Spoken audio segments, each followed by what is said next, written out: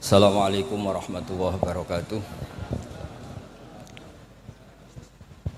Bismillahirrahmanirrahim. Nahmaduka ya ghafur ya syakur. Allahumma shalli wa sallim barik ala sayyidina Maulana Muhammadin wa ala alihi wa sahbihi asma'in. Nama ba'du. Tengersa para alim alamah, para kasepuhan, para kiai ingkang sangat kula hormati. Utamanipun Kiai Haji Ahmad Mustafa Bisri sedanten keluarga, wonten Gus Yahya, Gus Menteri sedanten, wonten Kiai sepuh, wonten penantang kula fikih Kiai Marzuki. Mboten nantang. Iki Malang mboten niku. Dados kapan-kapan struktural pengurus NU niku piyambake Suriah mawon ampun tanfidiyah. Nggih kula memang dari awal kepengin takdim teng Mbah Mus, kula mboten biasa pidato lami kados Kiai Marzuki. Kula 20 menit. Ngeten nggih. Jadi fikih kita niku fikih Syafi'i. Imam Syafi'i itu ngaos kalian Imam Malik. Ngaos usul fikih kalian Muhammad bin Hasan Asy-Syaibani, muridipun Abu Hanifah. Niki penting kersane sanad terjaga. Teng mriki riyen wonten Kiai Bisri, murid saking Kiai Khalil Harun. Kiai Khalil Harun keluarga sarang, muridipun kakake namine Umar Harun. Riyen alim-alime Kiai Sarang sakwise angkatipun Mbah Ghazali, angkatanipun Mbah Ghazali Kiai Umar Harun, termasuk guru-gurunipun Mbah Dowi, gurunipun Mbah Muhaimin. Sedanten keluarga kula Lasem nate ngaos Mbah Umar Harun, termasuk buyut kula kandung namine Mbah Dimyati. Lalu ini alhamdulillah wau Kiai Marzuki mun panjang lebar rangno fikih. Dan alhamdulillah tuduhannya selalu gak sah. Nggih. Kula matur alih Gus Samtong, Kiai Marzuki senane gak ngesano sembelian, kula bagian sing kesano. Karena kalau ndak ada khilaf itu kasihan umat. Kalau umat ini ndak ada khilaf itu jadi repot. Sebab itu teng pondok-pondok diajarkan kitab namine Mizan Kubro, wonten kitab Qalyubi Umairah. Itu logika yang dibangun itu kecuali mut'ah. Kalau mut'ah itu kita sepakat haram semua. Karena kalau kamu tidak mengharamkan malah kemecertok kepingin. Jadi haram mawon lah. Ngeten kalau logika yang di kitab Mahalli. Ini kitab kesukaan keluarga sarang. Di Dualiyah pasti diajarkan kitab Mahalli. Misalnya dzabihah atau masalah salam, masalah sujud. Itu mesti ada kaul awal, kaul tsani, kaul tsalis. Dan itu ada pandangan yang nggak bisa dibantah. Misalnya sujud itu ya normalnya ya umur itu an asjuda ala sapati a'zumin. Saya diperintah Nabi ini sujud melibatkan 7 anggota, al jabhah wal yaden wal rukbaten wal kodamen. Sudah 7 kan. Tapi Imam Syafi'i itu sempat ngeper itu ya mulai ragu. Wayah tamilu kata beliau, ikhtimal juga yang syarat pokok itu jabhah. Karena Nabi pernah berdoa itu sajadalaka wajhi, bukan sajadalaka wajhi wa yadi wa rukbati wa kodami. Tapi saya sepakat sama Kiai Marzuki, nak sampean kemen sah mujma'alah anut Kiai Marzuki. Nek sampean kepengin dadi Kiai sing apian anut kula. Terus kula baleni, nek kepengin mesti sah niku anut Kiai Marzuki. Nek aku dadi Kiai apian anut kula. Kiai apian kuwi model dongane Allahumma illam akun ahlan an ablugha rahmataka fa rahmatuka ahlun an tablughun. Karena kalau fikih ini tidak dikhilafkan, apalagi kalau kita ngaji Sawi, tafsir Sawi, itu Jalalain dikarang oleh orang Syafi'i tapi disarai oleh orang apa? Al-Maliki. Itu sudut pandangnya luas sekali. Oke, saya ulang lagi, sudut pandangnya luas sekali. Dan kita misalnya semua di sini termasuk Mbah Mus, sanatnya itu sama. Karena indukan di sini itu akhirnya kita ngambil Mbah Hasyim. Mbah Hasyim sejarah yang mudah ditulis niku ngaos kalian Kiai Mahfud Termas. Kiai Mahfud niku riyen ngaos kalian Sohibul I'anah Said Abi Bakar Sato. Wau Kiai Fakih Miftah niku keluarga saking Mbah Mas Kumambang niku riyen nggih radi rivale Kiai Hasyim. Terus Kiai Fakih niku penentang Mbah Hasyim dalam bab kentongan. Terus sing Mbah Hasyim nate berpikir harame kentongan, sing Mbah Fakih bilang kentongan niku napa? halal. Padahal itu rois am kalian wakil satu. Ya akhirnya nggak lucu. Cerita yang beredar sing terkenal, riyen keluarga mriki nggih ngaos teng Mbah Dimyati Termas, adik ibu Kiai Mahfud. Niku cerita yang terkenal itu Kiai Hasyim mau rawuh ke Termas, semua kentongan disembunyikan termasuk beduk. Mbah Hasyim sempat GR, wah bagus-bagus anut madzhabku. Setelah jagungan sama Kiai Dimyati, adiknya Kiai Mahfud, santri yang lugu itu matur, "Mbah, kentong beduk sudah disimpan, aman." Ternyata bodon-bodonan tok untuk menghormati napa? Mbah Hasyim. Lalu karena logika yang dibangun itu orang seneng Mbah Fakih Mas Kumambang. Niku senajan to NU lah gitu tetep ngaku kentong. Kiai Fakih itu mboten trimo nak kentong itu disamakan dengan nakusun Nasoro, kentongnya tiang Nasrani. Karena fungsinya niku tiang kebakaran nggih kentongan, tiang banjir nggih napa? Kentongan. Jadi tidak identik untuk manggil orang ke napa? Biak atau ke kanisahnya orang Nasrani. Jadi kunane kuno, khilaf itu harus kita jaga. Ya saya ulang lagi, khilaf ini harus kita jaga. Ikhtilaful a'immah napa? Rahmah. Tapi tadi basisnya harus ngaji. Dulu itu ya orang sholat jenazah itu ya normal. Jenazahnya di depan, yang nyolati ya di timurnya berarti kalau di Indonesia. Lalu ya ada saja yang usil, itu syarat sah apa adat? Ya ada ulama yang mungkin ya kados Mbah Marzuki, syarat sah. Terus ditakoki, "Lan salat ghaib piye? Mayite ning Surabaya salat ghaib wong Rembang." Akhirnya mulai ngeper. Yang syarat di depan tuh imam bukan jenazah. Wah, akhirnya ya wong akeh. Wong akeh nggih tiyang kathah terus. Ya nak jenazah ana ning ngarep, nak jenazah ana ning gurilah. Lah itu kan logika fikihnya kacau. Kaconya itu ya itu syarat sah apa syarat adat? Artinya hakadza wajadna salafan wa khalafan. Tawaf di Ka'bah juga gitu. Imam Syafi'i itu bersikukuh kalau tawaf terlalu dekat itu enggak sah. Alasannya di situ ada tonjolan sadarwan, tonjolan pondasi. Jadi kamu tidak mengitari Ka'bah tapi di atas Ka'bah. Tapi kata Imam Malik, kata Imam Hanifah ya ora apa-apa. Ngono iku wis keceluk mubeng kok repot. Jadi memang mulai dulu, saya ulang lagi mulai dulu. Itu lama enggak debat itu enggak bisa. Karena di ranah yang tidak al-usuli, tidak masalah akidah, itu sudut pandang itu luas, midan kalau orang bilang midan. Sebab itu riyen setiap ulama nanti dibully. Wah, habis-habisan. Abu Hanifah nanti liwat tenggene daerah wisata. Kathah penyanyi-penyanyi wedok nyanyekno tiang-tiang suga-suga wong lanang-lanang. Barang Abu Hanifah rawuh lewat iku menengcep, mohon niat itu menengcep. Abu Hanifah ngendikan ahsantunna. Terus imam yang rival beliau, Ibnu Abi Layla itu rival beliau. Suatu saat ada masalah di pengadilan, Abu Hanifah jadi saksi. Kamu tidak sah jadi saksi. Karena ketika melihat penyanyi-penyanyi kamu bilang ahsantunna, kamu bagus. Kalian semua bagus. Itu tidak sah. Masa kiai kok ngelegalkan apa penyanyi-penyanyi cewek, penyanyi-penyanyi putri. Kata Abu Hanifah, saya bilang gitu itu ketika diam apa ketika nyanyi? Ketika diam. Lah ya maksud saya pas diam itu bukan pas nyanyi. Jadi mulai dulu itu kiai itu dicari celah salahnya. Dan itu seni jadi kiai. Jadi kalau tidak ada orang yang menyalahkan itu mungkin nggih kirang cerdas. Lalu kalau matur Gus Samtong, kowe kudu khilaf mbek Gus Sulil, soalnya mantu-mantu saingan lah. Saingan kerebut warisan opo les pokoknya saingan. Ya maksudnya warisannya kiai kan yo ilmu katanya. Karena kalau enggak saingan itu terus napa gak mutu. Oh kan kula matur Gus Sulil, jenengan pun ngorek isya terus to, sekali-kali ngorek fikih. Nah ngorek isya kowe enak wayang bagi, nak fikih kan ya jibu alaika. Jadi tersangka, baru kayak jadi tersangka itu terus kuat. Kula nu senengane maca fikih. Karena dengan baca fikih itu orang menjadi terkhitopi oleh Allah Ta'ala. Nek sampean maca tasawuf untuk fasilitas, dosa gede di sepuro. Kowe dosa kaya apa delok raine Pak Marzuki di sepuro, ora raine iku tasawuf. Fikih mboten. Oh, fikih niku ekstrem. Dunia ora iso diwaris durunge utang dibayar, termasuk utang haji ning Allah Ta'ala. Wis pokoke ditersangkakan, tiang niku ditersangkakan. Ora kober. Benten nak ngaji tasawuf. Makanya terus kula niku nak sakniki kan tasawuf itu beredar di mana. Kula ora disusah.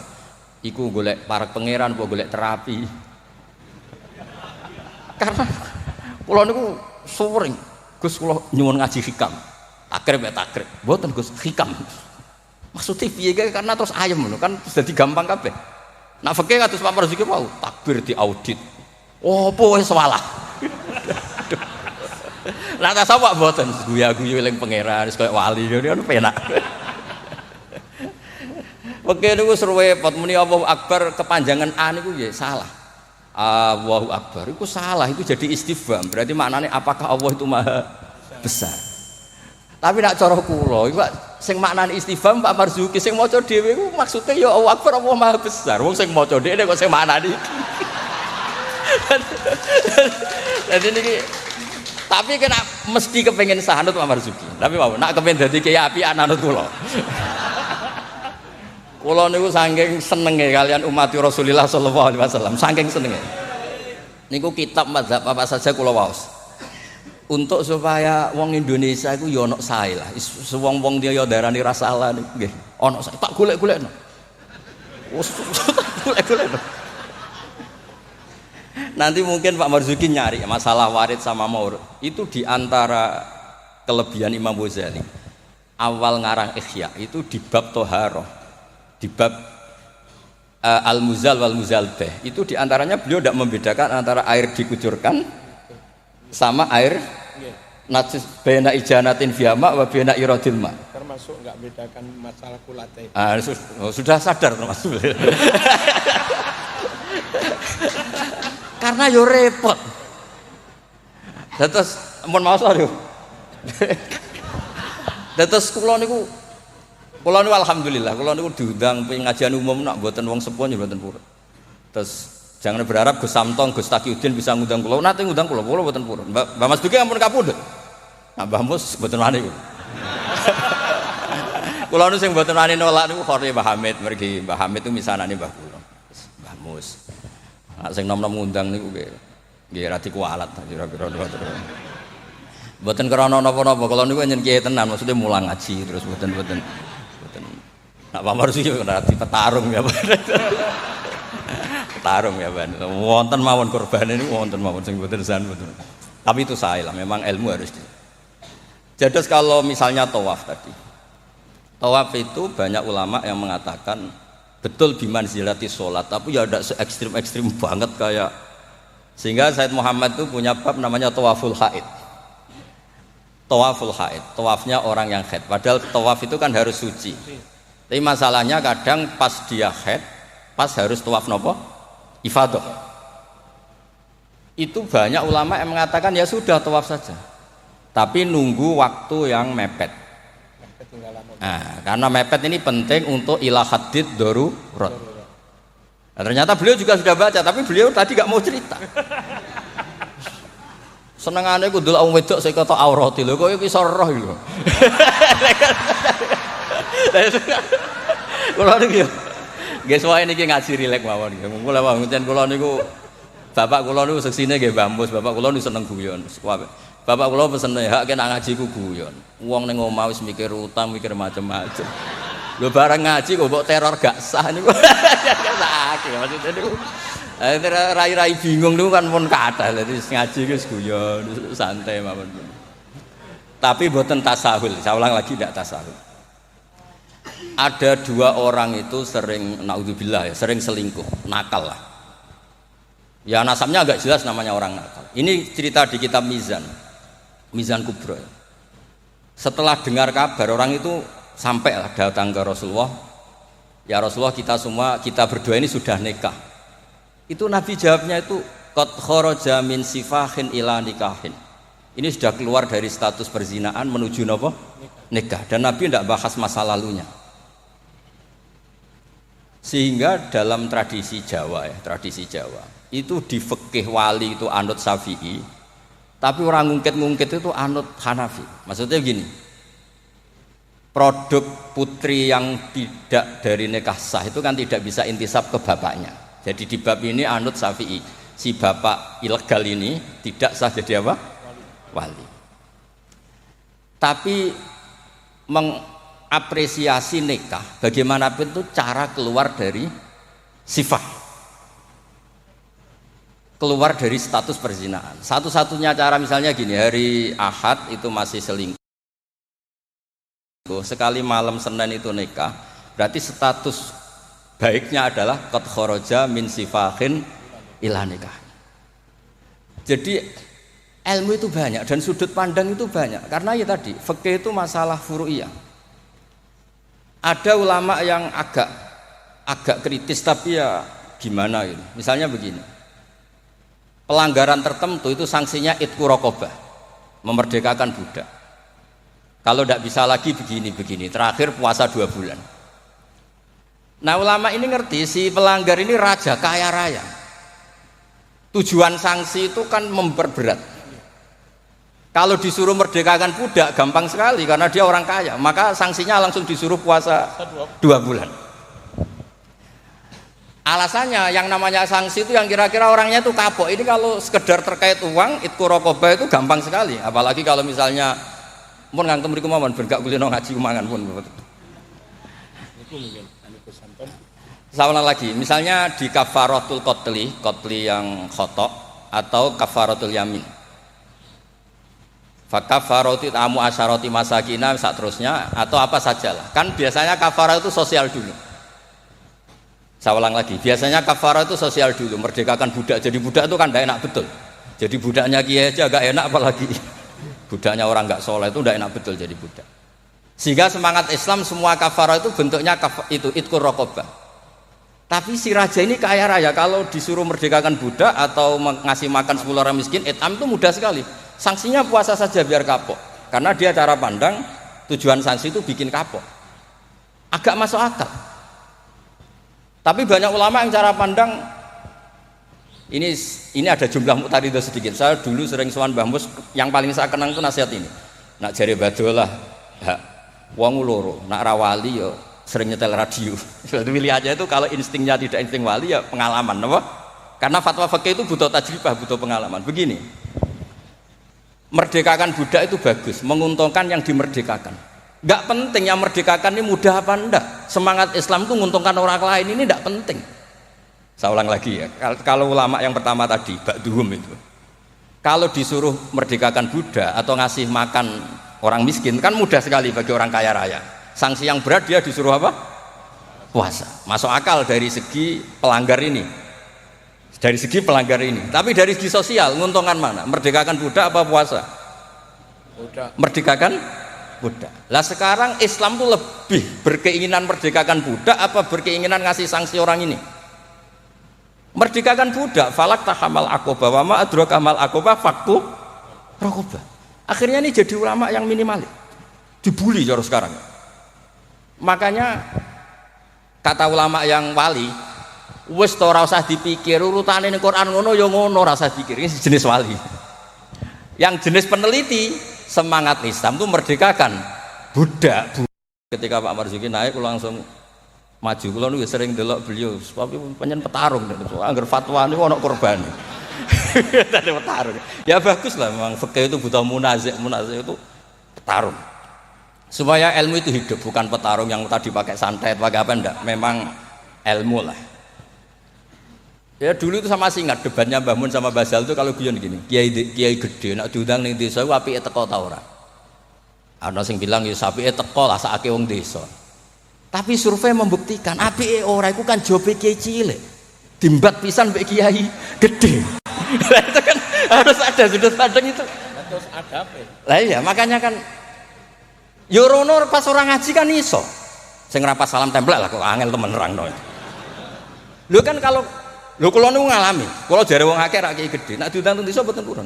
Tapi teng kiai desa kula sering niliki. Oh seksine kathah pangeran lah, nek kurang akeh. Kurang top, kula ayu sen akbaru zadah seksine pangeran. Kula sering niliki kiai desa kula tiliki. Termasuk nyun sewu kadang kula betani terjemah UI, kula sukani Ibris, kula sukani terus kula sukani kitab-kitab akidah Mbah Sakur akidah. Karena tadi, nah aku teko muludan ning desa, kas musolae muk pira. Terus digo nyangoni kiai ketua Tanfid Jawa Timur. Wah, iku ngentekno kotak yakin. Iku ra merakyat iku. Lah nek alasane tawadhu istilii pas ora ana salam template. Ya istilii diaturi. Mboten iki mboten sok-sokan suci mboten iki cerita mawon. Artinya sudut pandang itu selalu ada. Kula cerita bolak-balik. Kula nate diundang manakiban mboten teko. Tujuan kula lho kiai cilik mangan daging arang-arang salam aku teko. Tenan kula mboten teko, ketemu kiai sing teko. Matur nuwun Gus gak teko Gus. Aduh aku gak lakon katanya. Aduh aku gak lakon. Loh kalau saya datang jatah saya 50.000 sampel mesti teng kula. Piyambake untuk suwiran-suwiran niku. Lah maksudnya niku ijtihad. Jadi ijtihad itu mau ndak mau. Mulane kula niku sirine kenapa kula diundang Gus Ipul ora teko. Wis Pak Marzuki wae niku jatahe Pak Marzuki. Dados kedah mikir lah. Karena memang ini ranah ijtihad. Saya ulang lagi ranah. Saya berkali-kali bilang, ijtihad itu sudut pandangnya itu banyak. Ada orang saking senengnya Nabi itu sowan Nabi terus, ingin melihat wajahnya Nabi. Itu bagus namanya kangen ya sowan. Banyak juga sahabatnya nggak mau sowan, alasannya ganggu. Lho kok seneng Nabi di keluarga, gak ada istri, gak ada cucu, amen mbok sowani terus kapan ngurus keluarga nih? Banyak juga. Ada sahabat yang suka melihat wajahnya Nabi sehingga kalau sifli wajah Rasulullah secara fase bisa nerangkan. Ada yang ditanya, sifli wajah Rasulullah langsung nangis. Saya ini tidak pernah melihat wajahnya Nabi. Tapi Anda kan sahabat. Saking takzim saya tidak berani menatap muka Rasulullah SAW. Ada ulama yang sholat sof awal terus wali. Yang pol guri ya wali ketika ditanya, kok sok-sokan suci wani kok ngarep. Jadi nak sholat kok guri terus. Ya jadi wali. Banyak juga wali yang ditanya, kalau kamu di surga keinginan terbesar apa? Kata wali-wali kan an-nadhar ila wajhillahi ta'ala, melihat Allah Ta'ala. Kalau dia enggak, unazzihu dzalikal jamal an-nadhari misli. Meripatku itu tahu dangdut, meripatku tahu gambar sing ora jelas-jelas. Maka akan saya sucikan Allah dari mata yang sudah pernah macam-macam. Dia ono wali sekepening swarga gak pendelok pangeran. Unazzihu dzalikal jamal an-nadhari misli. Allah akan saya sucikan dari pandangan saya karena pandangan saya ini sudah sering maksiat. Karena kalau kita melihat Allah GR hanya mentang-mentang Rois Tanfid Jawa Timur misalnya. Terus ditakoki pangeran, kue meripat yang sama, tahu bogo maksiat tau ora? Nate Gusti. Kok kebetulan aku? Itu yo repot. Dadi men mboten iki cerita mawon nak nglarakno atine Pak Marzuki kersane dadi kafarah. Ya karena bagi yang tidak disahkan tadi mungkin yo gelo maksudnya itu. Nggih, mungkin nggih gelo. Tapi memang dimuin seperti yang dikatakan. Makanya beliau fair secara ilmu itu dimuin. Tapi nanti kalau sudah ngaji Mahali, Qalyubi, Umairah, terus Mizan Kubro, khilaf-khilaf itu banyak. Kayak tadi Qat'ul Khulqum itu semangatnya tuh Qat'u yang izhakur roh, apa Qat'u yang potong. Nah itu kan ulama masih terus berdebat. Ya namanya ulama ya tadi cara pandang itu pasti banyak. Makanya kenapa itu ada khilaf. Bahkan semua muridnya imam itu akhirnya mengkhilafi gurunya. Fa'inna Ahmad niku muridnya Imam Syafi'i, tapi khalafa Syafi'iyan. Wa Syafi'i muridnya Malik, akhirnya khalafa Malikan. Kenapa menjadi khilaf? Karena sausé diangen-angen niku nggih. Misalnya Jumatan misalnya. Jumatan itu cara jenengan itu kan harus orang 40 syarat sah. Tapi pertanyaannya, kampung situ yang mau Jumatan baru 20 kok disuruh berapa?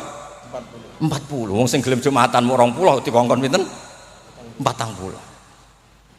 Jadi sudut pandang itu terus kenapa kok 40?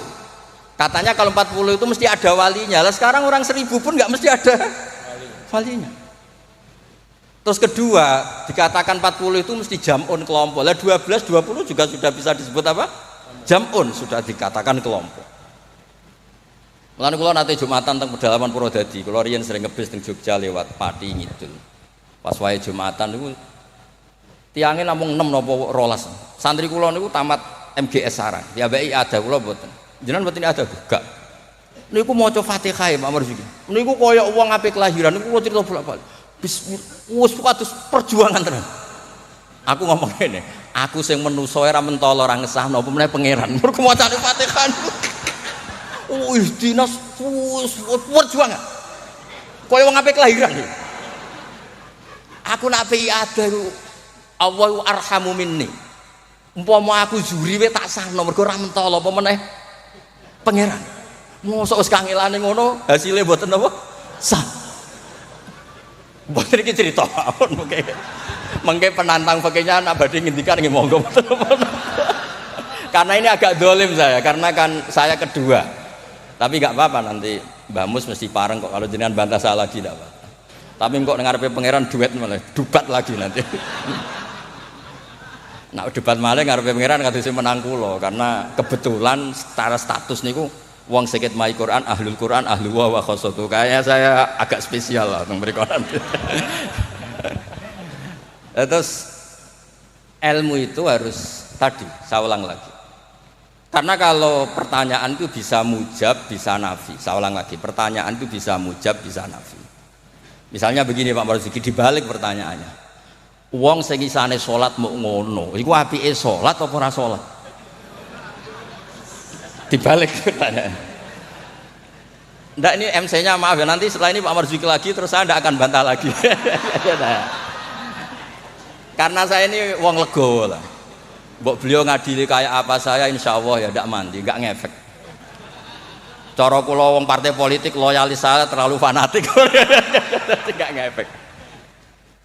Pertanyaannya jadi balik. Dhisik ceritane Wali Songo itu salat sementing salat rubuh gedang lah. Ya saya ulang lagi, orang yang belum bisa salat sempurna itu apike salat apa mboten? Salat. Sekarang dibalik Pak Marzuki. Orang yang baca Fatihah ndak bener, kita bisa mentakhrij itu cari solusi. Anggap saja itu wiridan. Kalau Fatihah kan wajib pakai tajwid. Tapi kalau dianggap kalimah thayyibah, kan kalau orang tidak mampu Fatihah kan penggantinya itu Gak niat mau Quran. Gak niat mau Quran. Setuju nggih? Dihitung aurat mawon pengganti Fatihah sehingga tidak harus pakai apa? Tajwid. Maksudnya boleh, wae kalau ini punya apian, mau tak golek-golek no. Tapi ampun mut'ah loh, kalau mut'ah mang kula sepakat lah. Kalau yang ngoten-ngoten niku, pun kula niku apian, pun bab ngoten niku apian. Kula niku sinau niku tenanan, kula nak sinau nganti nangis. Lha kula niku nyuwun sewu niku mboten sombong. Saya itu di rumah, takokno tangga-tangga kula. Niku nak mangan nggih sithik, pakaian nggih sederhana. Kula niku isin sebenarnya ketemu pangeran gara-gara kecelok wong alim salami templek diciumi tangan terus sebenarnya tak takoki pangeran nang iku tok hasilnya. Kula nu gadah anak saking bapak nanti dawuh Mbah Hamid Pasuruan. Kan Mbah Hamid itu sepupunya mbah saya dari keluarga Lasem. Ketika beliau dihormati sedemikian rupa oleh banyak orang itu, lho cung aku soleh, gue solehku dhewe ngadepi pangeran kok untuk donya aku hisabe rak repot. Makanya terus Mbah Hamid ngomong ketika dhuwit wong dikekekno, ben hisabe ku ringan. Lah kula nggih ngoten sakniki ngalami wong hormat sedemikian hormat. Tadi kula niku bangun pondok iku ora niat pondok kula ben gedhe, ngirangi dosa. Mergo wong nyumbang yo rada kacau, nak 100 juta nggih pondok Gus jenengan 1 juta. Cara 100 juta sing kula pribadi mungkin nggih polah mun nyimpen tiang kathah wau cara power. Wong nyumbang yo rada suudon pek kiai kan niki 100 juta Pak Marzuki pondok nggih jenengan 1 juta. Cara diwalik nggih wau ngabsen rodo sing makmum wau cara beli. Jadi wong nyumbang itu alhamdulillah kok ora dinakalan niku. Lah akhirnya untuk mengkafaro itu ya kudu dibangun wong pesene kan nggih napa? Pondok. Jadi mulane sirrul ulama, rahasiane ulama itu bangun pondok pancen ngilangi dosa. Pancen kan nganggo pondok. Lah napa simpen kan suatu saat kamu tergoda. Nggo ayo apa-apa ya kan gitu. Nah, terus menyangkut tadi yang madhep ngalor tadi Pak Marzuki.